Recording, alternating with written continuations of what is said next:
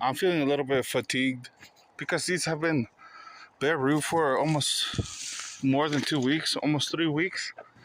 It's hard to calculate that right now. It's probably almost 2 weeks, if not a little bit more. Either way, these have been bare root with the strings tied, and that's not what we want to do.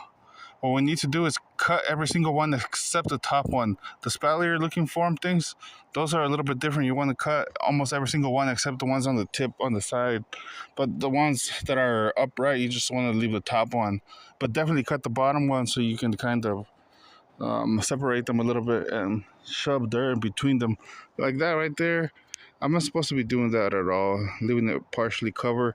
The goal here was to get compost or something else, which we do have a lot of debris right now, like that kind right there, which we could use to shield it from the wind, but then it will not be receiving its nutrients that it requires to do the photosynthesis process a little bit more better, I guess you could say, because it will pull through, but you don't want to do that, and you definitely don't want to leave air gaps. That's the main reason why we want to cut every single string.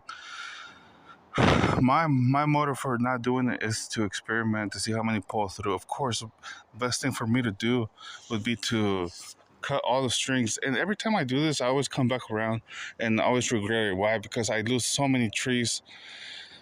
But it is a time saver. I mean, I'm able to concentrate on other things, not necessarily just keep slacking, which, a lot of the times it's trading off this difficult task that I consider difficult for something else that just has been itching away or has just been waiting even longer than these have, because these could have been put in the ground maybe immediately, but then somebody was supposed to come, did not show up, and then we figured if we just test the resilience they have, the way they come out of the Gaston nursery that we got them from, Gaston, Oregon, by the way. So testing how well they pull through.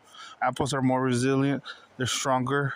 Same as maples. Maples almost always pull through, but the plums are a little bit difficult. Same with the cherries, I would say. Sure, we lose more of those. Pears, we definitely lose a lot. European pears and Asian pears, they do not like the shade. They like the sun. Let me just mention that, but I'm not going to say how much. You just kind of have to experiment with that unless you're only buying one tree. But if you're into doing wholesale like we are, I'm just going to say that, they like the shade to recoup from the transplant shock, but then they like